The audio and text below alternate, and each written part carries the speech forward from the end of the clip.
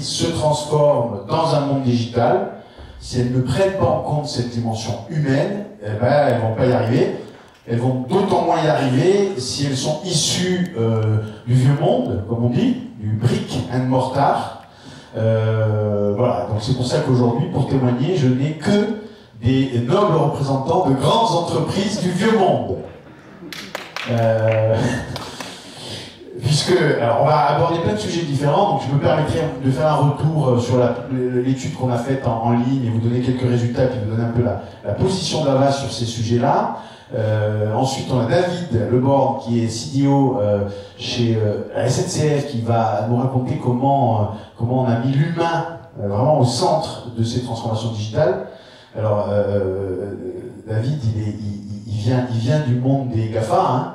Donc c'est un cheminot-gaffiste, c'est ça que tu me disais, cheminot-gaffiste. Je trouve que c'est sympa comme voilà.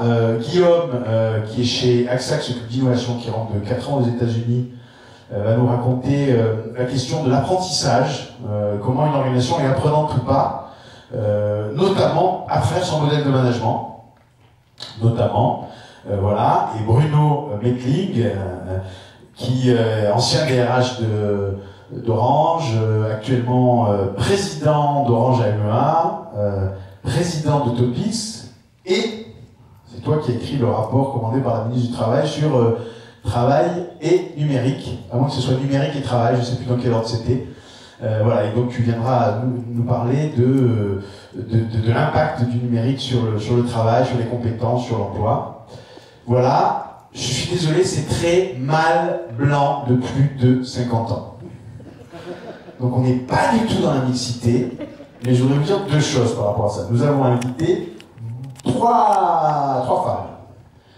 Aucune n'a pu se rendre disponible, pour de bonnes raisons, elles étaient très occupées, et là je me dis, il y a un blême quand même. Depuis le 11 novembre, elles travaillent sans être payées,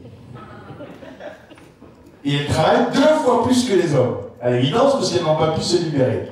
Donc voilà, je suis vraiment désolé, j'aurais aimé qu'il y ait un peu plus de mixité, ça n'a pas été possible, mais c'était vraiment notre intention. Voilà, là j'ai à peu près épuisé tout ce que j'avais à vous raconter en introduction, et là normalement, David Abiker devrait débouler dans la salle, avec une perruque de Jean-François, et il ne déboule pas, donc je vais reset, et je repars sur un tour. Alors j'ai une petite histoire à vous raconter. Non, mais il va arriver. Et bien, je vais peut-être commencer mon propos et puis prendre en cours, hein, tant pis pour lui. Hein. Donc, allez, je vais démarrer et puis prendre la main derrière. Faut s'adapter, hein. Agilité, c'est ça. Si j'appuie sur le petit bouton, ça marche? Ah oui, non, mais sauf qu'il y a la presse de David. Je n'ai pas d'oreillette, personne ne me répond. Vous êtes beau. Je voulais vous dire, vous êtes beau. Moi, je suis ennuyé, mais vous êtes beau. Si j'appuie, je tente. Je ne sais pas ce qui va se passer. Je risque, j'ose. Je suis désolé, je suis en train de dévoyer toute la presse de David. Tant pis pour lui. Donc voilà, ça c'est moi.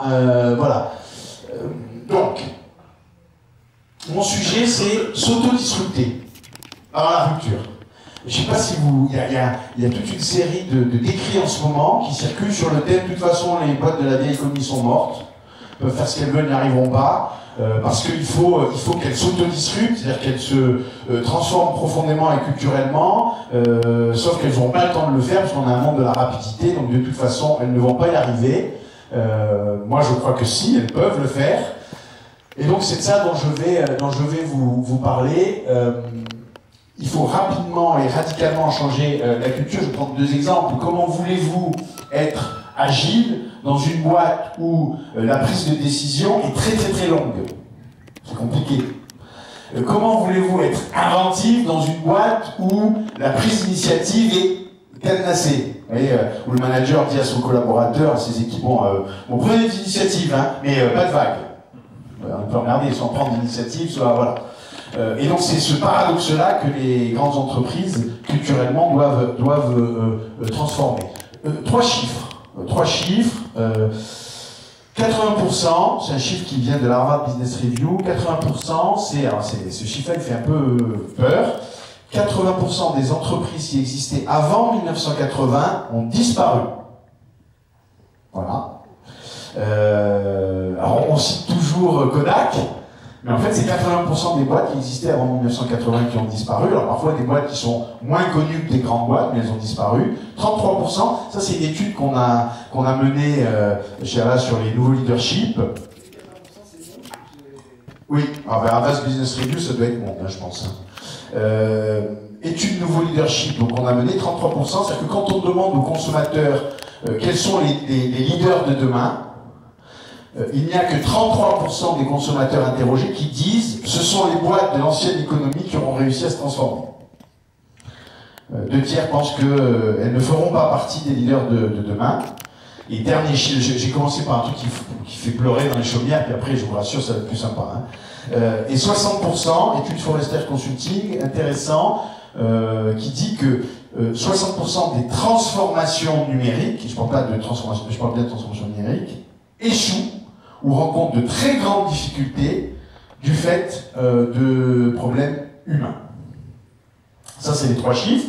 D'ailleurs, qui sont corroborés par ce que vous dites, parce que j'imagine qu'il y a un certain nombre de personnes dans la salle qui ont répondu au questionnaire qu'on a envoyé, puisque vous dites quoi? On vous posait la question, c'est quoi les freins majeurs que vous avez identifiés pour opérer cette transformation digitale? Et c'était des choix multiples, vous aviez la possibilité de choisir 1, 2... Salut, tu vas bien?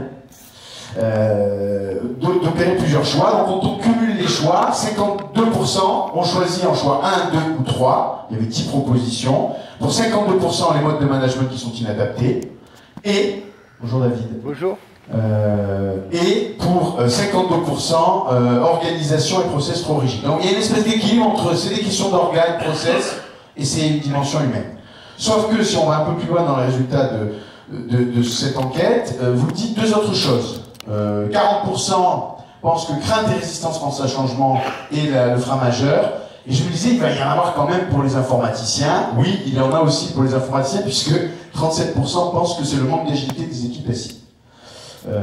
Et puis dernière chose, il y avait une question ouverte, toujours sur ces freins. On vous demandait, mais c'est quoi, selon vous, d'autres freins que la liste qu'on vous proposait? Et la moitié, plus de la moitié, 2/3 des commentaires quali tournent autour des mêmes sujets: changement culturel, le jeu de pouvoir, difficulté d'embarquer les équipes, problèmes culturels, manque d'accompagnement humain, etc., etc. Il y avait aussi une question sur qu'est-ce que vous entendez dans les équipes par rapport à cette transformation numérique. 46% entendent, des répondants disent, ce qu'on entend dans les équipes, c'est difficile. Donc à ce stade-là, on voit bien que le facteur humain, il est central dans la réussite, et c'est difficile. Donc, essayons de comprendre pourquoi c'est le cas, et du coup, comment on peut opérer pour que ça se débloque. Je ne sais pas si vous connaissez cette étude qui a été faite par Google en 2016, qui s'appelle le projet Aristote, qui est une étude assez remarquable à la Google. C'est-à-dire qu'ils se sont dit, qu'est-ce qui fait la performance d'une équipe dans un monde en transformation? Ils ont regardé dans le monde les équipes les plus performantes, sur la base de critères extrêmement objectifs, c'est-à-dire la satisfaction des clients, le business généré, la qualité du service rendu, etc., etc. Donc des choses qui étaient très KPIsées, comme on dit. Ils ont identifié 180 équipes, et ils ont étudié pendant 18 mois, notamment par observation, et aussi par traitement des données, puisque les équipes ont accepté qui étaient produites par ces équipes, avec des algos bien puissants, pour essayer de comprendre quels étaient les facteurs qui faisaient que les équipes étaient performantes ou pas.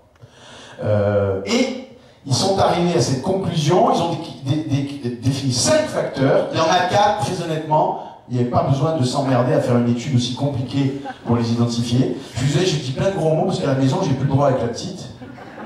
Si je vois, je dis putain, ma femme dit non, lutin. Donc là, j'ai un stock de gros mots, comme vous m'avez sympa, j'en profite. Ça, je ne me ferai pas embêter ce soir. Donc, 4 critères, rien de... Et il y a un critère qui est surprenant, qui est le number one, qui est psychological safety.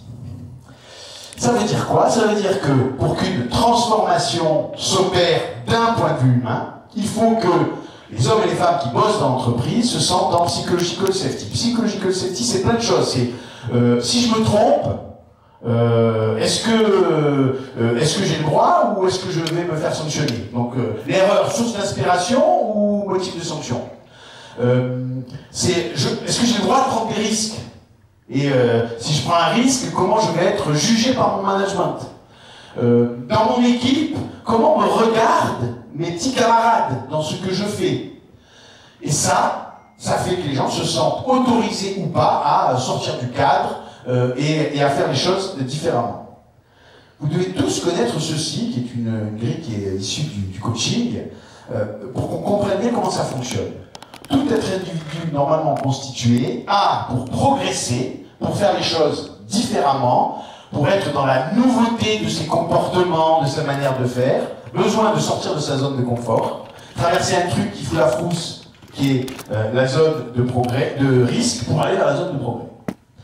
J'ai toujours fait comme ça, donc je ne vais pas changer, c'est ma zone de confort, il faut que je fasse un truc nouveau, je sors de ce machin-là et j'ai un peu peur. Et donc le sujet, c'est comment on aide les gens à sortir de leur zone de confort pour aller vers cette zone de progrès. Il faut que vous sachiez un truc, moi quand j'ai découvert ça, c'est que dans un fonctionnement normal, j'ai mis normal entre guillemets parce que je ne sais plus trop ce que c'est que le fonctionnement normal d'une boîte aujourd'hui, puisqu'à peu près 100% des boîtes sont en transformation, donc il n'y a plus de fonctionnement normal. Mais à l'époque, il y avait des fonctionnements normaux, les comportements des gens qui bossaient, le comportement des équipes, c'était un mix entre trois choses. Un tiers de comportement dit habituel. J'ai toujours fait comme ça. Je suis donc dans la reproduction. Et elle est indispensable, elle est dans la zone de confort, elle est rassurante cette reproduction. Un tiers, c'est ce qu'on appelle les comportements contraints. C'est l'obligation. On en discutait avec David juste avant. À la SNCF, il ne faut pas oublier qu'il y a des questions de sécurité. Donc il y a un certain nombre de règles, de procédures liées à la sécurité qui sont des comportements contraints. Merci de bien vouloir respecter cette consigne et vous n'avez pas le choix. Donc votre initiative ou votre idée nouvelle à 2 balles qui risque de mettre en péril la sécurité, pas possible. Donc un tiers. Et un tiers de comportements qui sont des comportements nouveaux. C'est quoi ce comportement nouveau dans une culture? Alors on parle beaucoup de culture digitale. Moi je préfère parler de culture dans un monde digital. Une culture digitale, très honnêtement, je ne sais pas très bien ce que c'est. Ce sont plusieurs choses. Quelques exemples. Des comportements nouveaux dans une transformation digitale, c'est quoi? C'est je prends des initiatives. Puisque n'oublions jamais que l'innovation dépend de l'inventivité des hommes et des femmes, et que cette inventivité dépend de la capacité que tout à chacun a de prendre des initiatives, de prendre des décisions risquées. Le psychological safety, je ne sais pas si vous avez tourné ma fameuse formule demi-décision égale bordel au carré, c'est ça, c'est que j'ai la frousse, donc la décision que je prends, c'est une demi-décision, mais comment voulez-vous être en rupture par rapport à vos concurrents, par rapport à votre marché, si vos décisions sont, vous voyez, en demi-teinte? J'expérimente pour aller vite, c'est le fameux test and learn. Je suis ouvert à la nouveauté, c'est la fameuse idée de cette open company, open innovation qui veut vraiment, je suis à l'écoute de ce qui se passe sur mon marché, et je collabore avec de nouvelles personnes, parce qu'aujourd'hui, on parle beaucoup d'intelligence collective, et c'est quoi ce truc? C'est un truc tout simple, c'est qu'aujourd'hui, les problèmes que nous pose le marché ou nos clients sont tellement complexes qu'une seule expertise n'est pas suffisante pour apporter la bonne solution. Et donc si les gens ne se mettent pas ensemble pour hybrider leurs expertises pour apporter la solution, ça ne marche pas. Sauf que voilà ce qui se passe quand on est en période de transformation, notamment numérique. On a une inversion assez drastique des proportions. 60% des comportements sont des comportements habituels. C'est-à-dire que psychological safety, je rentre dans ma zone de confort. Je rentre dans ma zone de confort. Ouh là là, je prends un risque, c'est pas le moment. Ouh là là, je sens que je me fais engueuler par mon manager qui par ailleurs est crispé. Comment on explique aux managers qu'ils ne servent à rien, ils vont disparaître, il faut que les lignes hiérarchiques soient plates, d'ailleurs on va le supprimer. Je dis, mais les mecs, ils ont monté des sacs de sable, avec les gonzesses aussi, mais moins les gonzesses montent moins de sacs de sable que les garçons. Et puis ils sont en défensive, donc forcément, dès qu'il y en a un qui sort de la ligne dans les équipes, hop, on le ramène en disant c'est moi le chef, n'oublie pas. 30% de comportements contraints, parce que ça, c'est obligatoire, il y a des comportements contraints, et 10% de comportements nouveaux. Waouh! Alors Alors que c'est le contraire qu'il faudrait, c'est 60% de comportements nouveaux et 10% de comportements liés à l'habitude. Voilà. Merci docteur, mais qu'est-ce que je peux faire? Alors je vous recommande la lecture d'un excellent ouvrage, en vente dans toutes les bonnes librairies. Non, ça c'était le moment de pub, hein. C'est un peu mon métier aussi, donc voilà. Plus sérieusement, d'abord la première chose, je passe rapidement là-dessus, c'est être au clair avec les nouveaux marqueurs culturels. Il n'y a pas une espèce de culture nouvelle qui est la même pour toutes les boîtes. Moi, je ne crois pas que toutes les boîtes doivent être dans le out, par exemple. C'est-à-dire, je ne crois pas que toutes les boîtes doivent être dans l'open innovation et l'open company. Quand on est une boîte du luxe, qu'on s'appelle Hermès, Louis Vuitton, on n'est pas une open company. Non, non, non. Au contraire, on est très centré sur soi-même, sur ses secrets de fabrication. Donc, toutes les boîtes n'ont pas besoin d'être out. Par contre, il y a des boîtes qui ont intérêt à être très ouvertes sur leur environnement. Et ainsi de suite. Donc, la première chose, c'est quoi les marqueurs culturels que je dois changer chez moi? Et je trouve qu'aujourd'hui, il y a une espèce de discours ambiant à deux balles, où tout le monde doit être innovant, où tout le monde doit être agile, où tout le monde doit être ceci, où tout le monde doit être cela. Ben, ça dépend des boîtes, ça dépend de leur secteur, ça dépend de leur marché. Deuxième chose, il faut utiliser des bons leviers pour transformer la culture. Le premier levier, il est structurant. Vous avez vu, 30% des comportements sont liés à des obligations. Donc ça veut dire qu'il faut changer les règles. Parce que si vous ne changez pas les règles, vous ne toucherez pas. Alors, je mets de côté les règles de sécurité. Alors, dans le sacro-saint, on n'y touche pas. Mais je prends l'exemple. On a accompagné une très grande entreprise qui travaille dans le cosmétique et dans lequel c'est la beauté des femmes. Je ne dis pas le nom de la boîte. Leader mondial. Sur comment je passe d'une culture de la compétition à une culture de la coopération.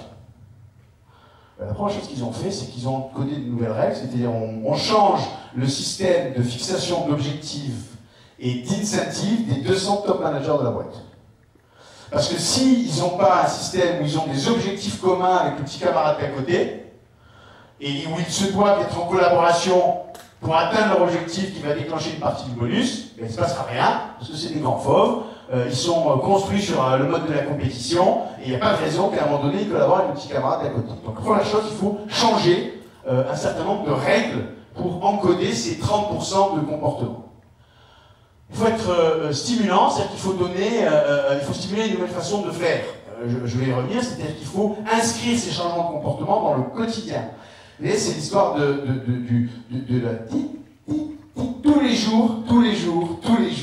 jours. Or, souvent, on fait les transforms, on fait les grands plans, on met plein de choses, et puis après, une fois par an, on fait un D-Day, on réunit tout le monde, et puis on repart sur notre truc. Il y a quelques happy few qui sont complètement là-dedans, qui travaillent dans les labs, qui sont dans des endroits où on invente, etc. Puis les autres, qui continuent à faire tout comme avant. Puis une fois par an, on les réunit, on fait le D-Day, on leur montre tout ce qui a avancé, et on leur dit, bon, allez, les prochaine. Et quand la boîte a les moyens, on en fait 2 par an, D-Day. Non. Ça doit être inscrit dans le quotidien de chacun. Et puis la troisième chose, c'est que, en fait, il faut bousculer les représentations. Il faut bousculer les croyances. La culture, je ne l'ai pas dit, mais la culture, c'est quoi? C'est des comportements. C'est des usages implicites qui sont écrits nulle part. Et ce sont des croyances. Et je vais vous raconter une petite histoire très rapide d'une entreprise que Bruno connaît particulièrement bien, qui lance un programme qui s'appelle OZ, sur l'innovation participative et la prise d'initiative. 200 makers, des gens qui sont triés sur le volet, pour faire avancer ce programme en interne. Et à un moment donné, la croyance qui commence à se développer dans cette communauté et au-delà de cette communauté, c'est bien beau, mais à un moment donné, ils vont être confrontés à la réalité. C'est quand ils sont dans une réunion avec, dans la réunion, quelqu'un qui a plus de galons qu'eux sur les épaules, la personne leur dit, j'entends avec ton idée à 2 balles, mais on va faire comme avant. Et ils continueront à obéir à la toute-puissance. Et donc, il faut casser cette idée-là. Et la boîte fait un truc extraordinaire, elle fait carte blanche, c'est-à-dire que Stéphane Richard remet à chacun des 200 makers une carte blanche signée de son nom, comme quoi Stéphane Richard donne carte blanche à ces gens-là pour conduire la transformation d'un point de vue de la prise d'initiative. Et c'est extraordinaire, c'est que ces gens-là, ils l'ont dans la poche. Donc quand ils sont en réunion, les gens se disent, oh là là, je vais les laisser parler, parce que des fois qu'ils me sortent cette carte blanche. Alors ça, c'est un objet symbolique dont tout le monde parle, et qui permet de changer les croyances et les représentations. On a quand même un petit sujet, un petit problème, c'est qu'on vous a posé la question, à vous et à d'autres, on a eu une centaine de questionnaires, sur qu'est-ce que vous avez mis en place chez vous. Vous avez tous mis en place la même chose. Hein. Alors, vous faites du flex, super. Bon, ça, d'ailleurs, c'est le number one, le flex. Hein. Ça, c'est normal, ça permet de gagner de l'espace, donc des sous, donc on fait du flex. Et du télétravail, ça c'est bien. On fait des méthodes agiles, diverses et variées. On fait de l'innovation participative, on fait des hackathons. On fait du passeport digital, des learning expeditions, des reverse mentoring, des mises en place de l'AD, des idées. Moi, je vous pose la question, hein. Pour faire la différence, tout le monde fait la même chose. C'est un truc peu zarbi quand même. Donc, nous pensons chez Havas qu'on ne peut pas changer les mentalités et d'état d'esprit avec des méthodes. Ça, c'est quelques exemples de boîtes qui font de la transfo sur la partie culturelle avec des méthodes processées. Et on fait des kits, dès qu'il y a un trou, on fait un thermomètre. Vous avez l'image mentale là. Wouh! Ça, c'est un transparent, c'est un faux transparent. C'est un fake. Enfin, c'est pas un fake news, c'est un fake news. Ça. Parce que quand tu vois ça, tu as fait un peu flipper quand même. Nous, on pense que chez Havas, on pense qu'il faut inventer les nouveaux formats de la transformation. Et je vais vous raconter 3 petites histoires et j'en aurai terminé. Un truc qu'on n'a pas fait mais qu'on va faire bientôt et 2 choses qu'on a fait. Je reviens sur L'Oréal. En fait, quand vous êtes dans une culture de la compétition, souvent on dit on va faire un grand diagnostic culturel. Mais il ne faut pas s'emmerder. Hein. Le diagnostic culturel, c'est très simple. Vous allez dans les réunions et vous participez à une quinzaine de réunions, vous voyez comment les gens se comportent en réunion. Et vous avez la culture de la boîte. Les mecs, ils arrivent à 40 en réunion, donc dilution de la responsabilité, ils se mettent sur la gueule, aucune capacité de collaboration, pas une ligne nouvelle, on est toujours dans la reproduction, etc. Donc la réunion vous dit la culture de la boîte. Et chez L'Oréal, particulièrement, la réunion dit la culture de la boîte. Ça veut dire que comme c'est une culture de la compétition, il faut que je sois le premier. Donc en fait, les réunions, c'est des gens qui passent et qui font des présentations brillantissimes, et puis ensuite, ils vont se rasseoir à leur place et qui attendent que ça passe. Donc, ils ont mis une application qui s'appelle Great Meeting, c'est un truc génial.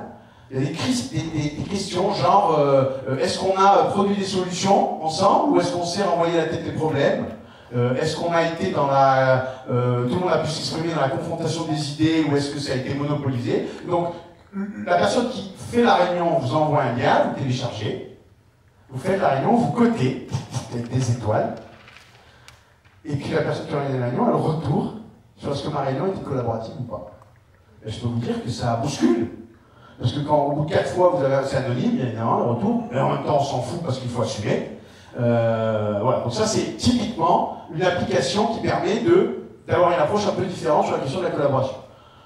Nouveau challenge chaque semaine, une entreprise qui a un claim qui est ART, agilité, responsabilité, transversalité, qui se dit il faut absolument cette nouvelle culture la déployer partout, notamment sur la question de la responsabilité. Alors on voit bien que le psychological safety est très très fort hein, sur la question de la responsabilité, parce que si j'ai peur, je ne prends pas mes responsabilités, je ne les assume pas. Et donc l'idée qu'on a eue, qu'on n'a pas encore mis en place, mais qu'on va faire, qui est de créer une espèce de challenge. Vous avez un smartphone, toutes les semaines vous recevez un challenge sur un smartphone, avec des challenges à la con. Hein. C'est genre, cette semaine, soyez un bon manager, ne prenez aucune décision, avant de vous assurer que quelqu'un dans votre équipe ne peut pas la prendre à votre place. Et donc, chaque semaine, il y a un petit challenge, c'est cette stimulation, toutes les semaines, ping, ping, ping, et avec, en fin de semaine, l'idée de faire un débrief avec les équipes n'étant pas au courant du challenge, on va leur dire, mais alors, est-ce que vous avez eu des différences cette semaine? Ah non, non, chef, c'était tout comme avant. Bon, j'ai raté mon challenge. Et puis, dernier sujet, je finirai là-dessus.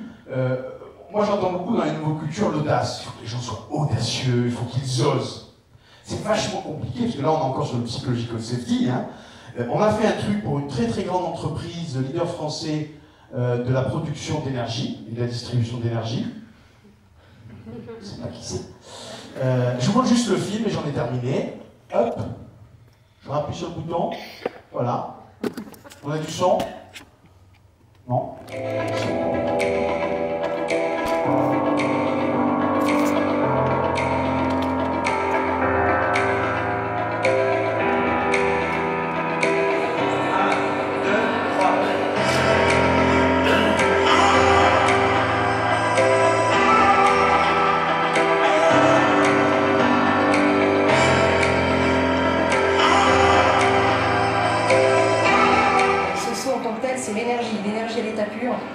courageux, beaucoup de sympathie, beaucoup d'esprit, d'envie. C'est une séance tout à fait rigolote et tout à fait inattendue à cette heure matinale.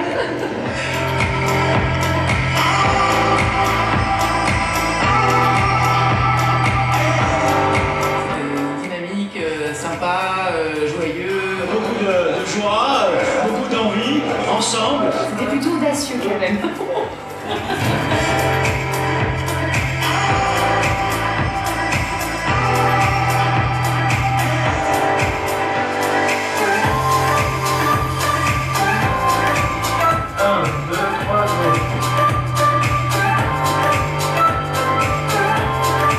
L'audace, c'est essayer. Ce qu'on n'a jamais osé faire. Pas se mettre de frein, oser aller à la conquête des clients.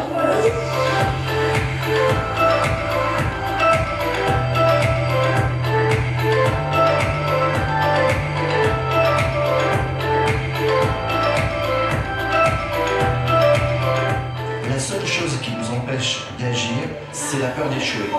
L'audace pour moi, c'est surmonter cette peur, pour installer un esprit conquérant, positif. La conquête, c'est pas uniquement une nécessité, c'est aussi un plaisir, une volonté. Cette photo, c'est l'implication de chacun dans le domaine commercial et dans la conquête de nouveaux marchés. Et avec l'esprit de conquête qui est présent, je suis sûr qu'on va faire ce qu'il faut faire pour être un vrai leader du marché.